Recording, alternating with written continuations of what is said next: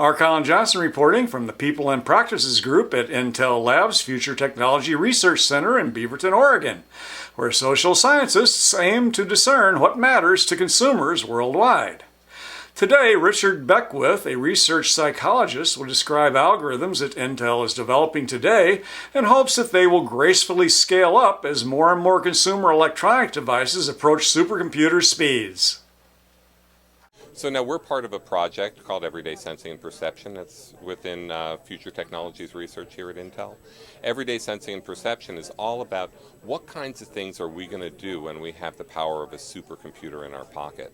And that's not an idle question. Using Moore's Law, we can actually make predictions about exactly how powerful our mobile devices will be in, say, 2018.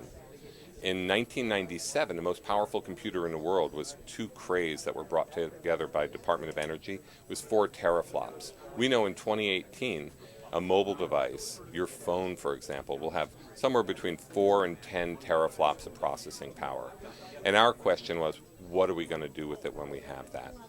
So what we decided to do is to actually try to develop an application now within Everyday Sensing and Perception that would use the same algorithms that we believe would be used then, but we could actually deploy today.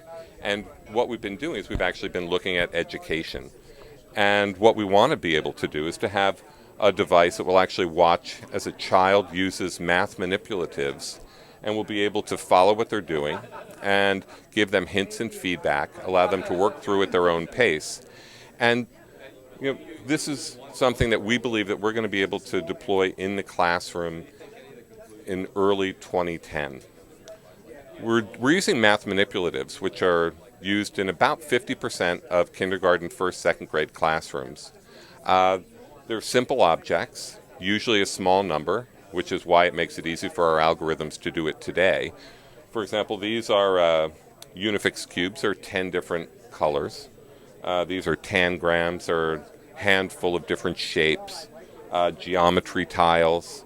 What we're doing for this particular project is we're using coins, plastic coins that are frequently used in the classroom. There are 6 different U.S. coins, and teachers use these to teach math. We've been bringing teachers and students into our lab. We developed a Java tablet, which you can see here. That's a screen dump from the Java tablet. And we've also been working with the Gaston School District in Gaston, Oregon, observing teachers in the classroom and working with the kids and our Java tablet. Now, over here, this is our Java tablet running here.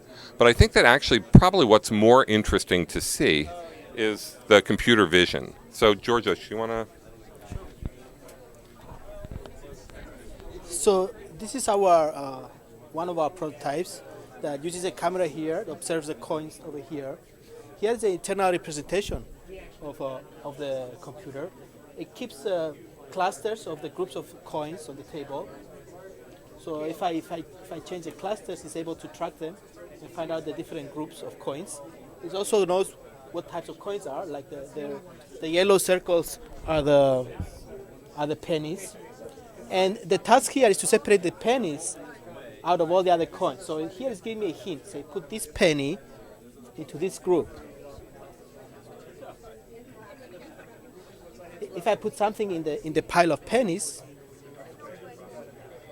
it says move it out. And then it says good job if you do the right thing. So this is a kind of application that we're going to be deploying in the classroom. We're going to be, for this particular deployment, we're actually going to be showing a screen like this with the coins marked up on the screen. But we're also developing a second application that uses a miniature projector to project hints and feedback immediately onto the objects themselves that the kid's moving, so that they don't even need to look at the computer screen. And probably most importantly, at least most importantly for the teachers, one of the things that this is going to allow the kids in the class to do is to work at their own pace, doing the things that the teacher really wants them to do. And the teacher will actually be able to get feedback from our system telling them about how the children are performing.